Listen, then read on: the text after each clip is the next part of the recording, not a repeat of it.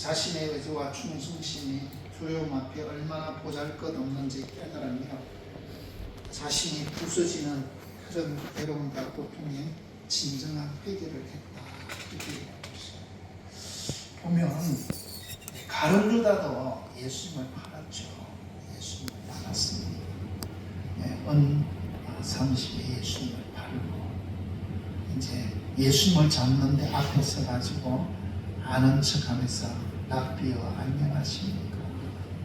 샬롬 랍비. 그래서 사람들이 잡아갔어요. 그 예수님이 잡아가면서 참으로 그 능력과 권능이 있음에도 불구하고 제자들을 향해서 그 군병들을 향해서 이들은 아무 상관없으니 도와주시오 하고 잡혀가는 그 모습을 보고 가룟 유다도 가슴을 치며 자기의 잘못을 깨달았습니다. 그래서 사람들에게 제사장들에게 가가지고 자기의 받았던 돈을 돌려주면 그 사람은 아무 죄가 없다. 풀어주시오. 내가 잘못했어. 그러니까 그 사람들이 믿거나 갖고 가라. 이제는 우리가 할 일이다. 그렇게 얘기했어요. 그래서 가룟 유다가 그 돈을 다시 제사장들에게 던지고 막 뛰어갔습니다. 그런데 회개하고 통곡하고 울고 기도한 것이 아니라 뛰어가가지고 나무에 목매달아가지고 자살을 했어요. 근데 어느 영화에 보니까 절벽에 있는 나무에 매달아가지고 자살을 했는데 무기가 있으니까 떨어져가지고 창자가 터져가지고 그랬다. 성경에 보면 또 사도행전에 보면 그렇게 나와 있습니다. 한 사람은 통곡하며 회개하며 하나님 앞에 자신의 죄를 고백하고 용서를 구했을 때 다시 예수님 부활하셔가지고 베드로를 찾아가셔가지고 베드로에게 일어설 수 있는 힘을 주시고 내 어린 양을 먹이라, 내 양을 치라, 내 양을 먹이라 하며 새로운 사명을 허락하여 주셨다는 것입니다. 근데 한 사람은 예수님께 나가고 하나님께 나가는 것이 아니라 자신 스스로 자신의 연약함을 해결하고 결정해버린 참아 목숨을 끊어버린 사람. 우리 다 같이 베드로처럼 연약할 수가 있습니다. 잘한다고 다짐하고 베드로가 어떻게 다짐했습니까? 결코 주님을 버리지 않겠다. 다른 사람은 다 버려도 결코 버리지 않겠다. 주님과 함께 죽을지언정 주를 떠나지 않겠다. 부인하지 않겠다. 얘기를 했습니다. 우리도 잘 나갈 땐 그럴 수 있습니다. 신앙생활 하면서 열심히 교회 누구보다도 더 열심히 마음을 가지고 그렇게 힘쓸 때는 그럴 수 있어요. 연약할 때가 있다는 것입니다. 이 연약할 때가 있다는 사실을 우리는 기억해야 하는 것입니다. 그래서 우리가 잘못한 그런 것들을 한번 이 사람의 세 가지의 연약함을 한번 말씀해 보고자 합니다. 호언장담하는 의지의 연약함. 보면 얼마나 크게 호언장담하고 있습니까? 우리가 새해를 벌써 지나서 3월이 되었습니다. 새해 첫날 첫 시간을 시작할 때 또 그 새해가 되기 전에 새해가 되면 내가 이렇게 살 것이다. 이래 살리라. 내가 이것을 해야지 하고 그런 다짐과 각오로 새해는 정말 신앙적으로도 열심히 해서 성경도 내가 1독은 꼭 해야겠다. 그런 마음으로 모든 것이 새로운 마음으로 다짐하면서 출발을 했지만 몇 개월이 안 됐지만 우리 자신이 볼 때 너무나 나는 이렇게 연약한 인간이구나 라는 생각이 드는 그런 모습을 볼 수가 있습니다. 또 우리는 환경에 따라서 변하는 정체성의 연약함을 가지고 있습니다. 베드로가 어땠습니까? 변화산에 예수님이 높은 산에 제자들을 3명의 제자들을 데려갔어요. 베드로와 요한과 안드레와 요한을 데리고 베드로와 야고보와 요한을 데리고 갔습니다. 이 제자들을 데려갔을 때 놀라운 광경을 봤어요. 예수님의 얼굴이 광채가 나고 놀라운 변화의 역사가 일어났는데 그것도 황홀한 때 모세와 엘리야가 예수님 곁에 서서 대화를 하는 거예요. 우리가 꿈을 꾸면 그 사람의 모습이 정확하지 않지만 누구다 이렇게 생각하잖아요. 그와 때 그런 놀라운 환상이 아니죠. 놀라운 광경을 보았습니다. 그래서 베드로가 여기가 좋사오니 주여에게 초막셋을 내가 지어서 그들과 함께 있도록 합시다. 그렇게 했어요. 환경이 좋을 때는 막 황홀해가지고 환경이 어렵고 힘들 때는 어떻습니까? 군사들 앞에서 여종들 앞에서 내가 주님을 모른다고, 내가 그 사람을 모른다, 그 사람이 누군데 나와 아무 상관없다, 이렇게 얘기하는 그 모습처럼 우리가 어려운 환경을 만날 때 혹이나 그러지 않는가. 하나님, 내가 이렇게 어렵고 힘든데 뭔 신앙생활을 하라고 나에게 얘기를 합니까? 혹이나 교회에서 전화 오면 그 사람들 내 처지를 모르고 그런다, 자꾸만 그런다. 혹시 그런 연약한 믿음을 갖고 있지는 않는지. 그래서 우리는 이렇게 쉽게 바뀌어지고 쉽게 무너지는 연약한 존재입니다. 그리고 자신을 과신하는 교만 속에 있었습니다. 베드로가 다른 사람을 다 버려도 나는 결코 주님을 내가 얼마나 사랑하는데, 자기 스스로가 할 수 있다고 얼마나 사랑하는데 그렇게 얘기했어요.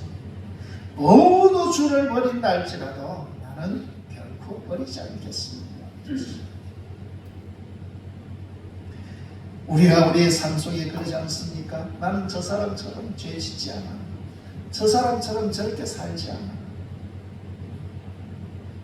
나는 저런 실수 안 해, 그렇게 얘기할 때가 있습니다. 그렇지만은 우리의 그 교만이 정말 너무 쉽게 무너질 때가 있고 너무 쉽게 사람들에게 갈 때가 있습니다. 목회자가 참 그게 조심스러워요. 예를 들어 제가 핸드폰 소리가 납니다. 예배 중에 무슨 핸드폰을 제대로 안 끄고 그러십니까?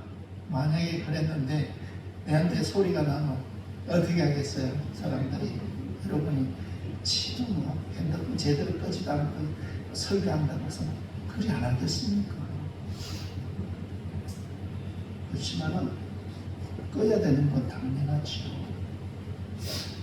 근데 사람은 실수를 할 수 있고 교만해서는 안 된다. 어떤 목사님이 그런 호함을 지르고 막 그러는 목사님이 계셨어요. 그런데 진짜 목사님 핸드폰 소리가 들리는 거예요. 여러분 다 아는 분은 아시지만 목사님 급해가지고 전화를 꺼내가 딱 꺼내, 하나님 왜 전화를 하셨습니까? 그렇게 얘기했다는 거예요. 그러니까 살아가면서 나는 그렇지 않다고, 그렇게 저 사람처럼 그렇지 않다고 얘기할 수 있을지 모르지만 우리의 연약함을 알아야 됩니다. 바리새인은 저 세리처럼 그렇게 살지 않습니다. 하나님, 나는 일주일에 2번이나 금식합니다. 그러면서 얘기를 했지만 가슴을 치고 통곡하는 그 세리의 기도에 예수님은 오히려 하나님의 저 기도를 들어주셨다, 그렇게 얘기를 하였다라는 것입니다. 그래서 중요한 것은 우리가 연약하다는 것을 인정하고 주님께 나오면 하나님께서 우리를 쓰신다는 것, 이게 회복의 역사입니다. 참으로 연약함은 회복의 통로라는 것입니다. 베드로가 위대한 사도가 될 수 있었던 이유는 그가 완벽했기 때문이 아닙니다. 자신의 연약함을 알고 통곡하면서 인정하고 더 주님을 만날 때 주님이라는 소리를, 부활하신 예수님을 만날 때 그렇게 주님이라는 말을 듣고 덤버덩 바다로 뛰어들어가고 주님께 왔지만 사실은 부끄러웠었어요. 그런 베드로에게 자신의 연약함을 정말 생각하고 고개를 들 수 없는 베드로에게 예수님이 네가 나를 사랑하느냐 물으시면서 3번이나 그렇게 물으시면서 그가 주께서 하시나이다. 내가 주님을 사랑하는 줄 주께서 하시나이다. 감히 주님 사랑합니다 그렇게 고백하지 못하고 그렇게 얘기할 때 사명을 주셨다는 거예요.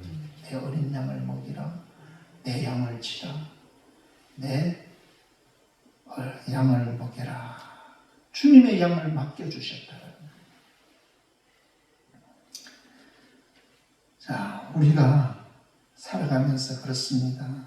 우리의 연약함은 하나님이 일할 수 있는 빈 공간이랍니다.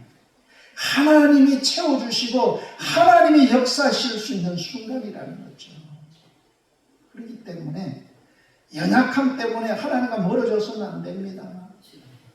우리가 베드로처럼 혹이나 실수 아니면 연약해서 어떤 환경에서든지 그렇게 믿음에서 멀어진 사람처럼 보여질지라도 그것을 깨닫고 다 우는 소리가 들리는 순간 주님의 말씀이 생각나듯이 어떤 특별한 환경 때문에 주의 말씀이 생각나서 하나님 앞에 통회하면서 기도하며 연약함을 도와달라고 그렇게 하나님 앞에 나아가는 그런 사람이 되어야 될 줄 믿습니다.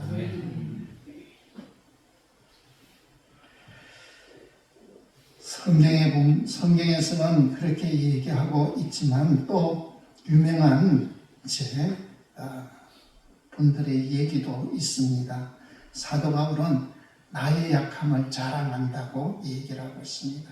바울은 육체의 가시 곧 자기의 질병을 가지고 있었어요. 하나님 앞에 간절히 기도했습니다. 왜냐하면 바울은 능력이 많았어. 자기가 이렇게 텐트를 칠 때 가죽으로 된 앞치마를 그 위에 가고 그 위에서 텐트를 만드는데 능력이 많아 그 앞치마가 다른 사람에게 이렇게 덮이고 병이 낫고 막 그런 역사가 일어났어요. 그런데 자신은 병을 가지고 있었습니다. 하나님께 3번씩이나 낫게 해달라고 기도했어요. 그때에 이제 하나님께서 오히려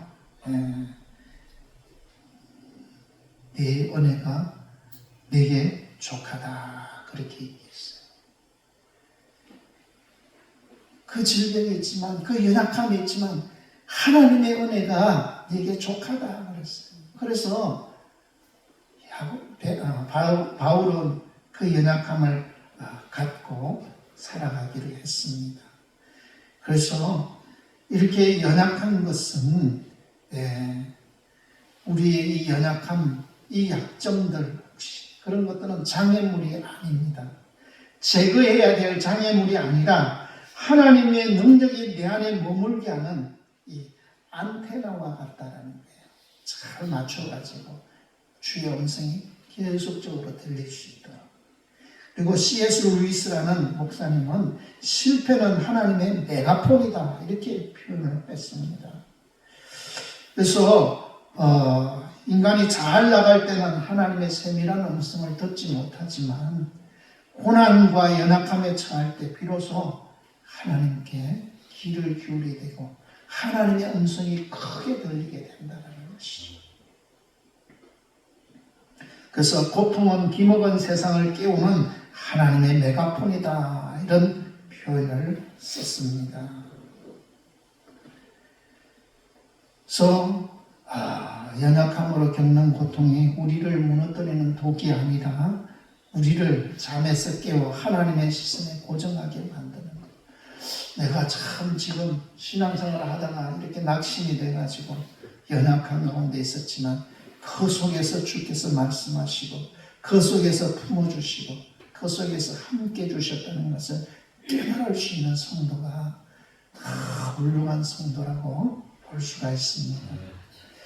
성 어거스틴은 교만한 의인보다 겸손한 죄인이 낫다, 이런 표현을 썼습니다.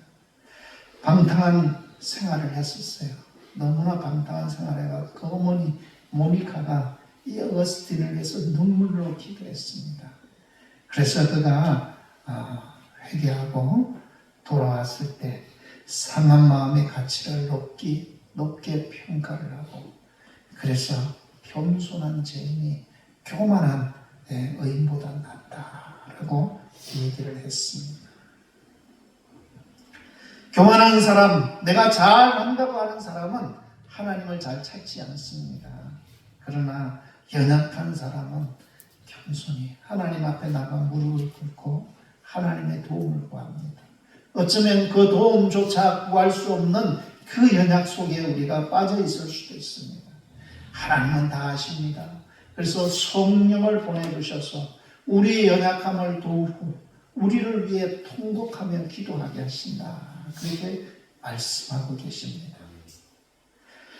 찰슨 스폰전 목사님이 계십니다. 자신의 무력함을 깨닫는 것이 능력의 시작이다, 이런 표현을 썼습니다. 그는 지독한 우울증과 질병에 시달렸습니다. 힘들죠. 우울증에 있는 사람들은 문득 죽고 싶은 생각이 확 들어올 때 정말 너무나 괴롭고 힘들죠. 사람은 누구나 다 시간들을 지나가면서 그런 우울증의 증세가 약간씩 있게 돼 있습니다.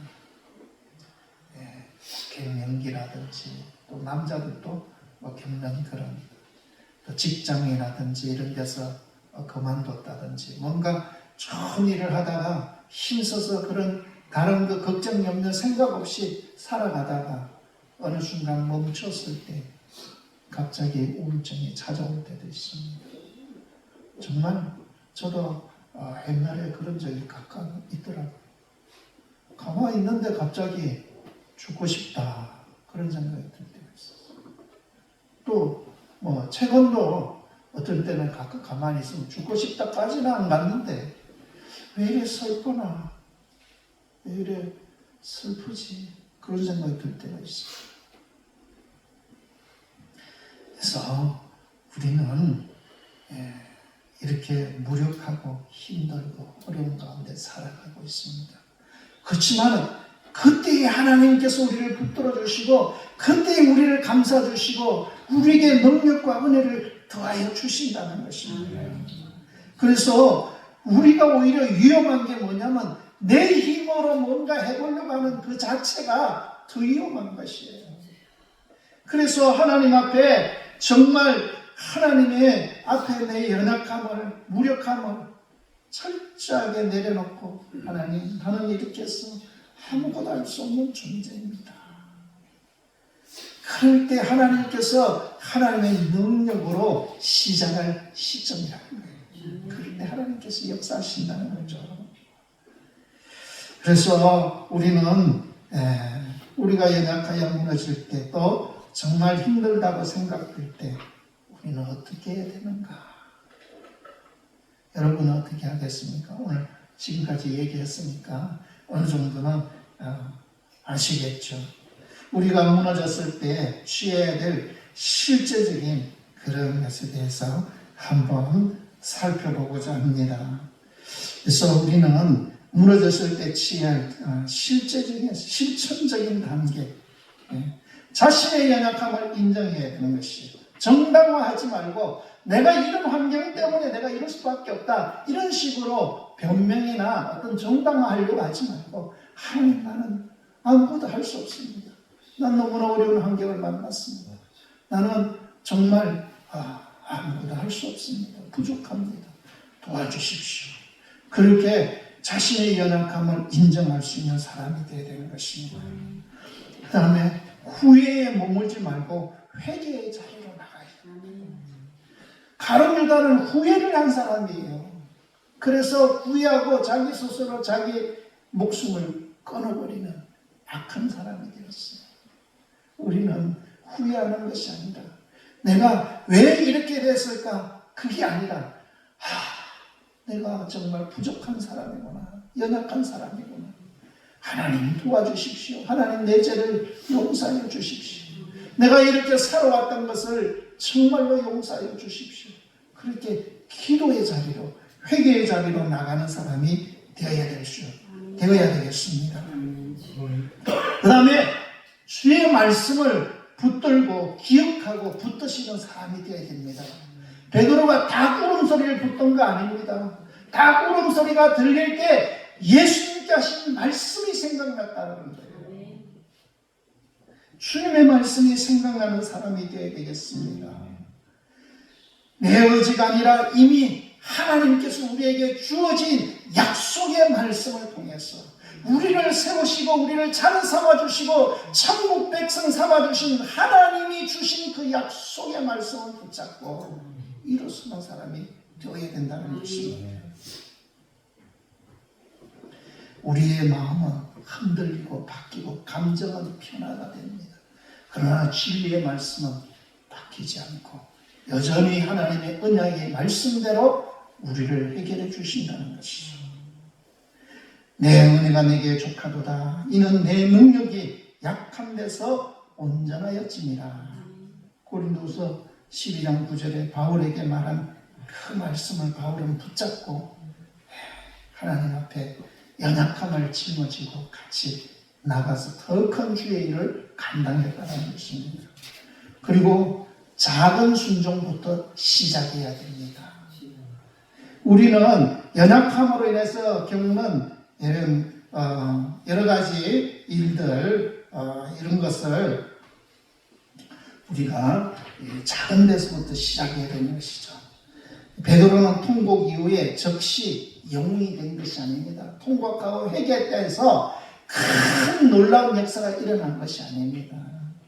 그는 다시 일상으로 돌아가고 예수님의 부활의 예수님을 만났음에도 불구하고 그 연약함이 나는 다시 고기 잡으러 가야겠다 그렇게 되었어요. 그래서 우리의 일상에 약할 수가 있습니다. 그렇지만은 부활하신 예수님을 만나고 다시 예수님이 찾아와 주셔서 사명을 주셨다는 것이죠.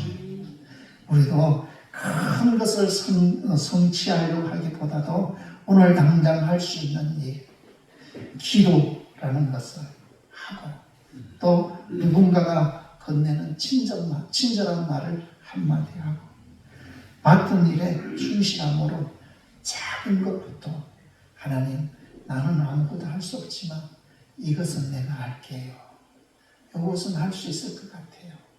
그런 것부터 시작하면은 하나님께서 참으로 우리를 다시 붙들어 주시고 우리를 만나 주셔서 사명 주시고 또 성령까지 주셔서 더 큰 귀한 일꾼으로 세워주실 줄 믿습니다. 우리가 기억해야 될 것은 연약함은 수치가 아니라 큰 도움을 얻기 위한 빈 그릇입니다. 완벽해야 한다는 강박을 내려놓을 때 비로소 참으로 하나님으로부터는 진정한 위로와 힘이 채워지기 시작한다는 것입니다.